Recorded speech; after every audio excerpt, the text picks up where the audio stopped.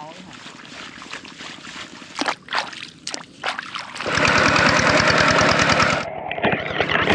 ผมไม่เที่ยวกินข้าวน้ำกันสบายดีผมเองพี่น้องตอนนี้นะหมอพางอยู่เมืองพีนบ้านเอื้อยเรียบร้อยแล้ววันนี้สิออกตำนานะสังเกตเบิ่งบ้านเขาเจ้านะตื่นนอนกับพากันเฮ็ดเวียกเลยได้หน้าเขาเจ้านะโอ้หลายเลยหน้าเอื้อยกับอยู่ลุ่มแหละติดกับบ้านนะฝนตกกับตกบ่ค่อยแห้งปานใดพอดีเฮ็ดเวียกได้นะสำนี้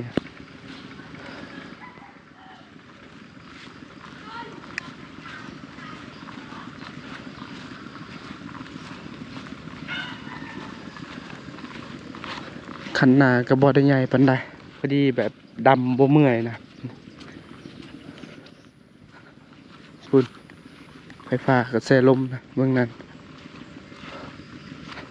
เอื้อยแล้วก็เสาหลังไปก่อนเขาเจ้าเฮ็ดนาเนี่ยตื่นนอนก็ออกนาเลยนะเพราะว่าเท่านี้เขาเจ้าแบบบ่ค่อยไปไสนะช่วงนี้มีแต่เฮ็ดนาอย่างเดียวให้กับเขาบ่เฮ็ดส่วนหลายเขาเฮ็ดแบบให้เขาปลูกมันต้นนะ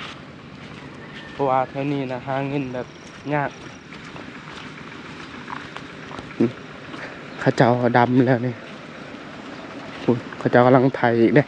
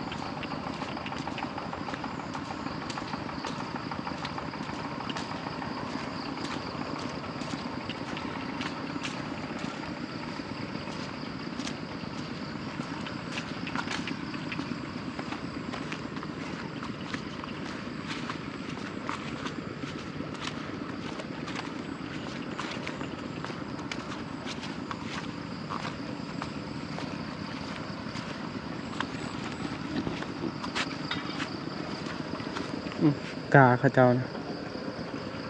ลายอยู่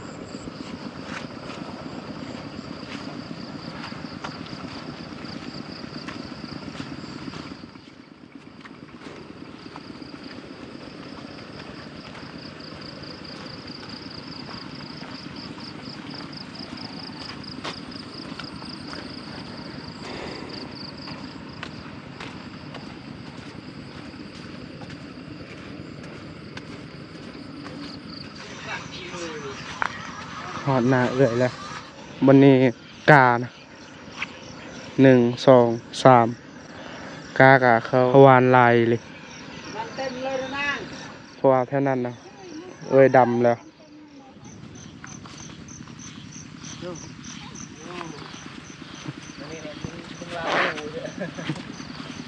นี่เนายังพองเลย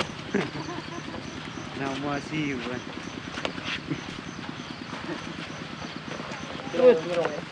จะยอดเลย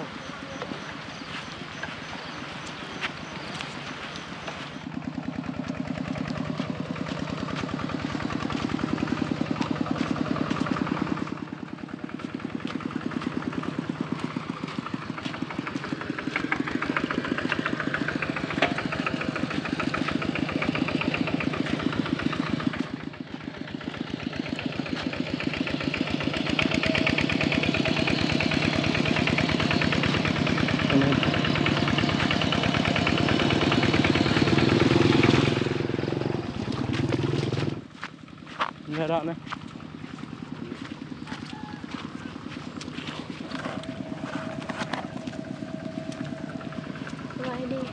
เคยดำปะเอาออกไม่เขาไม่ได้เอาออกบ่เอาวันนี้ เอ้าพ่อแม่พี่น้องมาฟังสิลองดำมึงเราลังกับบ่เคยนะแต่นี่ฮอดพุ่นแม่นนาอายเคยเบิดกวางเติบอยู่ชลายเท่านี้เขาอาศัยแต่หน้านี่แหละ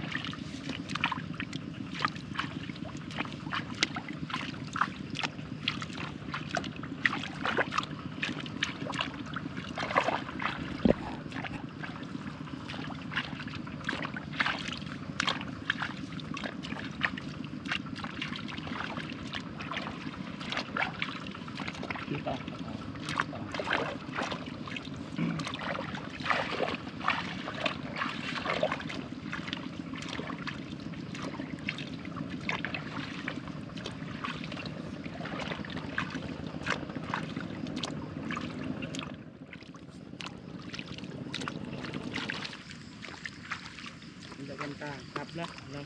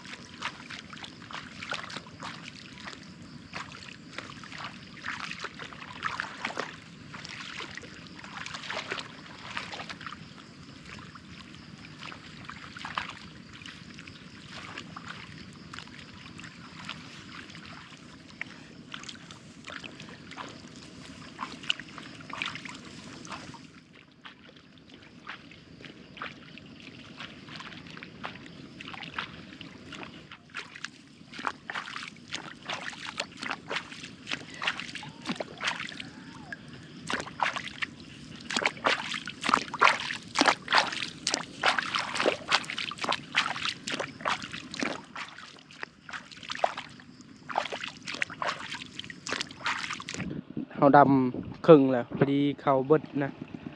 ใกล้สิหมดแล้วไปเอาเข้าอีกข้าวเช้ายังบ่ทันกินเลยบ่ฮู้เฮามีหยังกินนะมาปึ๊บพอดีเฮาดำนาประมาณ 3-4 คันจังขึ้นหรือว่า 3-4 ให้นะจังขึ้นกินข้าว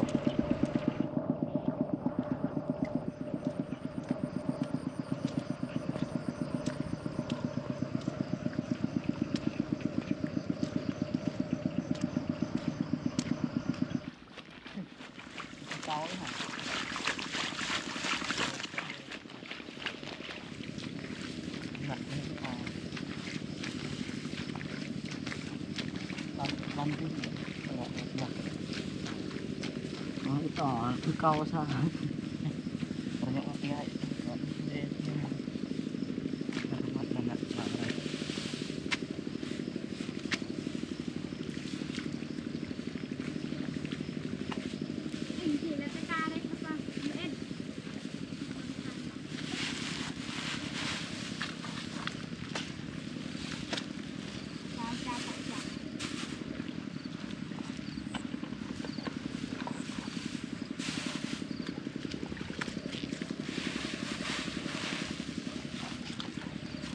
อันนี้นะถ้าแบบเฮาบ่เมียนดีนี่ตอนเฮาเอาสีดำแล้วยากมันยุ่ง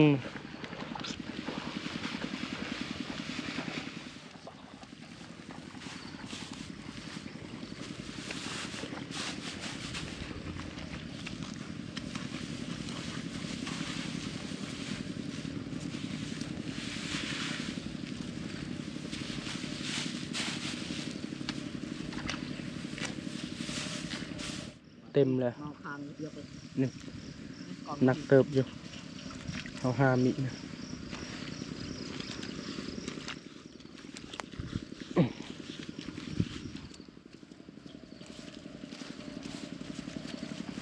เนี่ยในยังคนไทยล่ะเลยอันนี้คนไทยอันนี้มันพวกได้เหรอฮะ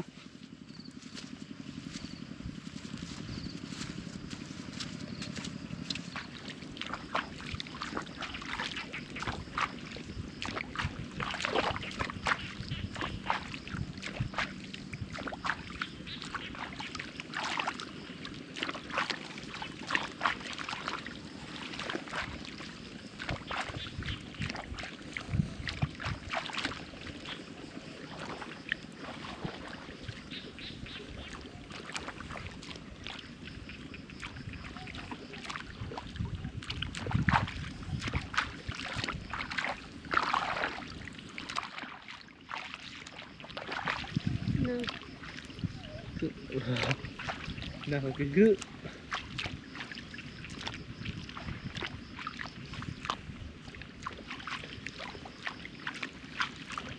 จะว่ามันจะทำไมเลยลุกไป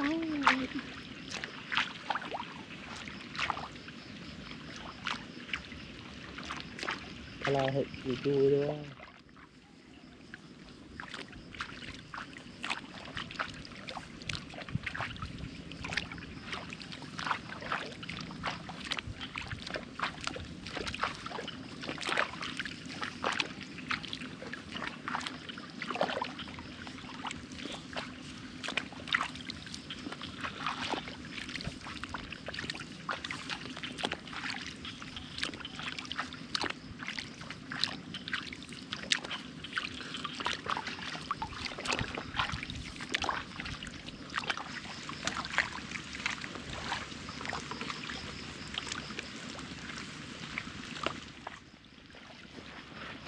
เป็นพวกนั้นครับแบบนี้โดนเป็นต้นเลยโอ้ยนี่คืออะไรอ๋อ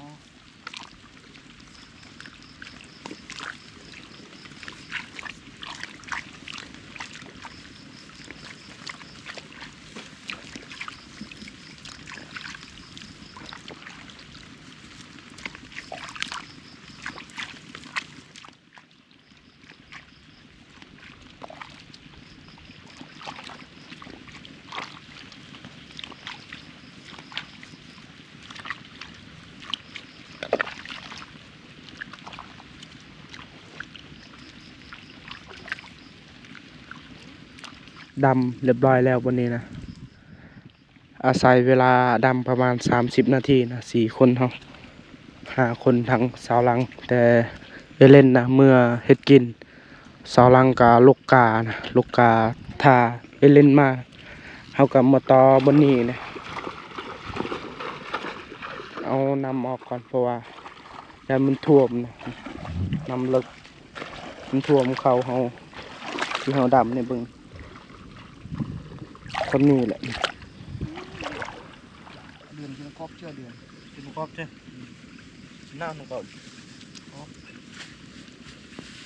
ครบมือนี้นกร้อนน้อยเดี๋ยวมันมีสโตที่ไปก็ลึกไปนี่ลูกจ้ะ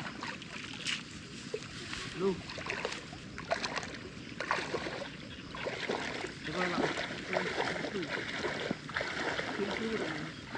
ช่วยเด็กช่วยน้อย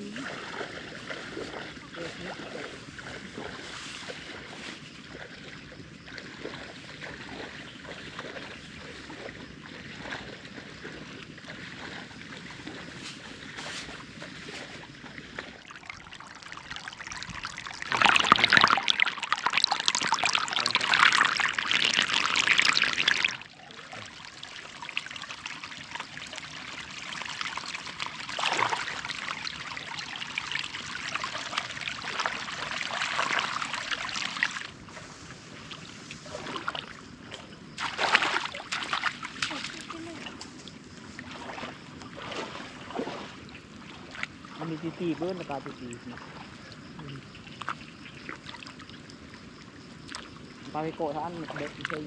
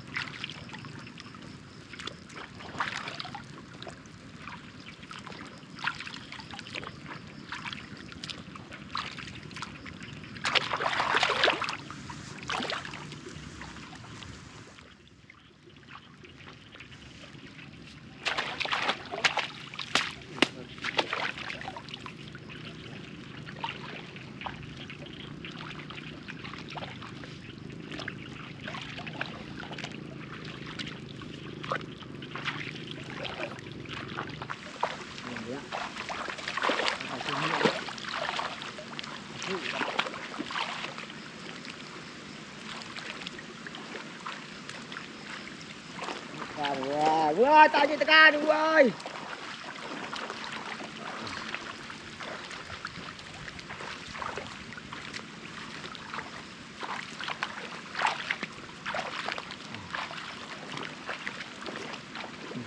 มีเบิ้ลกลมวงนี่กระหายความละไกลเหนื่อยมาไม่ได้ละมีเบิ้ลเลยเขาดำถึงเลยเขาเบิดอีกฝนตกนะอาหารของเขาก็สุกเรียบร้อยแล้วเขาก็สิปันกินข้าวบางทีปันกินข้าวแล้วเขาก็สิไทยหน้าให้อ้ายแล้วก็เอื้อยเนี่ยดำนาส่วนบางครั้งก็เรียนขับรถไถนะบางทีอนาคตมีรถนะมีรถไถเรียนขับรถนี่แหละเล่นแกงปลานี่แซ่บแบบปลาแบบธรรมชาตินะตามห้วยนี่นะคั่วไข่แล้วก็มีลูกโดดพร้อมผักกับผักแกมปีแกงไก่ขึ้นนี่นะมอนบอมาบอมอนว่าขี้ข้านไปถามว่าออกหน้าบ่มอนขี้ข้านเป็นว่ามอนหูเว้าแต่ขี้ข้านอย่างเดียวแล้วก็เหยียบดังเถอะได้ได้เดียวก็ถ่ายคลิปนั่นล่ะอุปมาเป็นสิ่งเอ้ถ่ายมาเด้อพ่อแม่พี่น้องกินข้าวนํกันข้าวเจ้าอุปมา สูงช่วยก็เปื้อนนะเพราะว่าหากาขึ้นมาแต่ดำนานะครับ บ่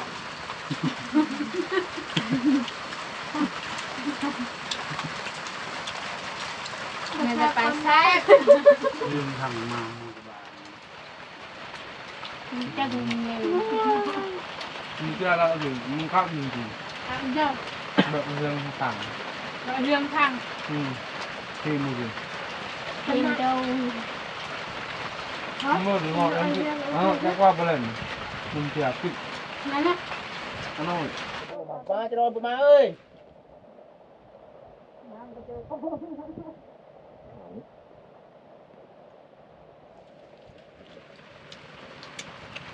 มีลำนวด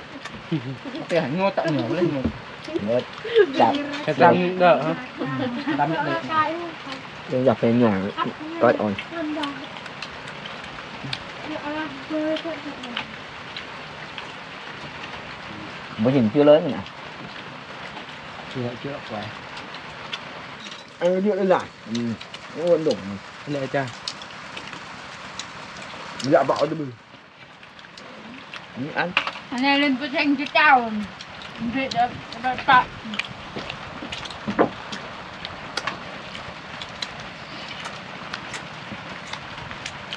ลิซี่กันนะครับ ลิซี่นะ ดูสิ ประมาณให้คนละคน ครับ แป๊บ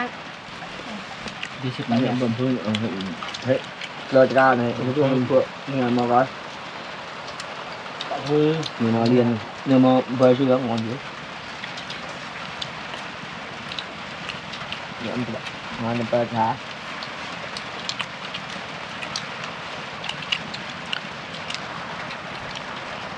đá đâu đây đây nào không sự việc cứ cao không em phải đâu đấy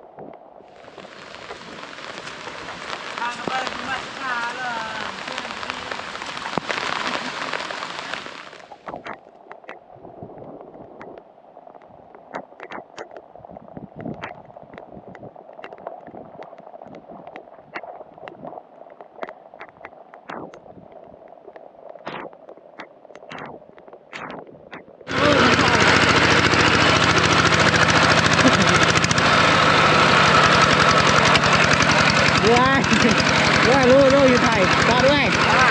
ซาบิด้วย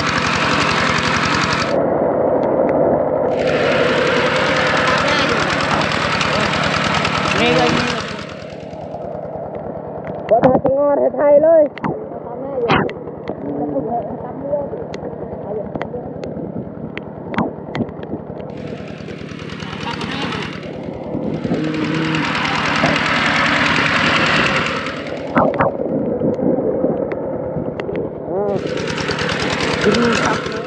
taman unit lepung ayo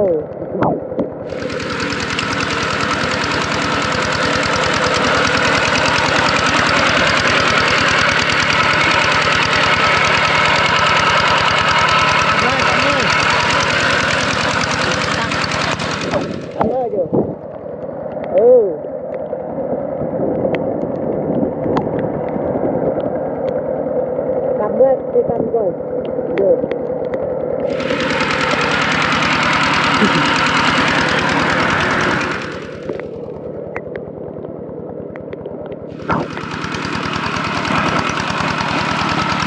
cầm ơi con đánh này gì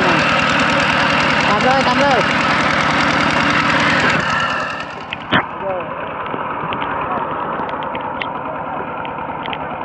à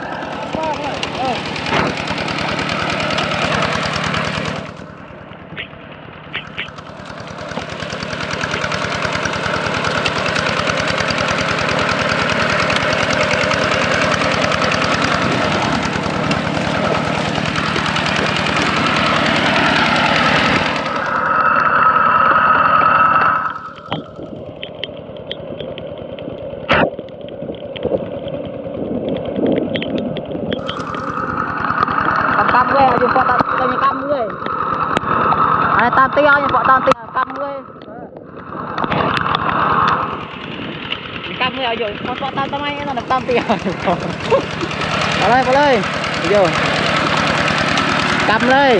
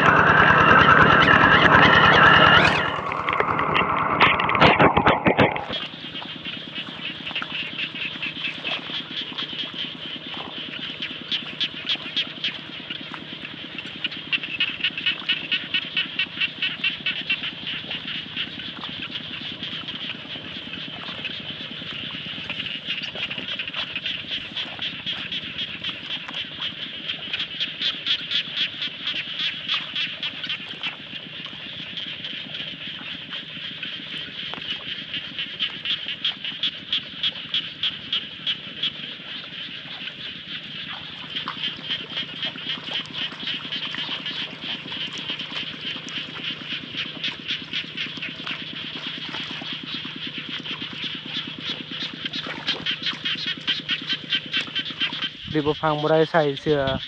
แขนยาวนะรู้สึกว่าเป็นไข้เลยนะก็แบบนี้แหละพ่อแม่พี่น้องอยู่บ้านเอื้อยก็เฮ็ดเวียกเล็กๆน้อยๆนะเพื่อสิได้เขากินเพราะว่าอยู่บ้านก็หน้าบ่พังแบบคันนำเอาไปแล้วก็เลยเฮ็ดน้ำเอื้อยเอาถ้าว่าบ่ได้เฮ็ดก็คือว่าบ่ได้กินนะแถวบ้านก็อาศัยแต่ปลูกมันต้นแหละปลูกมันต้นสุดท้ายแล้วก็ซื้อข้าวนะแบบนี้นะมีเสียดห้องแซวๆอยู่เคยกำลังแป้งรถไถนะ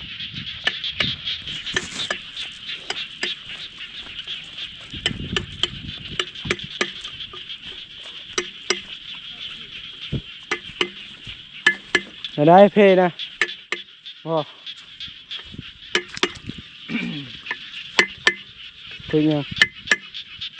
ดีดีแต่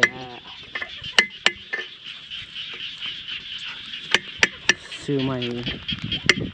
มาใส่ผมมียังไรนะมีแต่ทายให้พ่อแม่พี่น้องดำหน้านี่แหละเพราะว่าช่วงนี้ครับพอได้ไปใส่นะแล้วเวียกนี้จังบ่พังได้กลับบ้านออกป่านะจังได้ก็มีแต่ทาติดตามวิดีโอหน้านะว่าเฮาสิไปทางใดสำหรับคลิปนี้ก็ต้องขอบใจหลายๆเด้อพ่อแม่พี่น้อง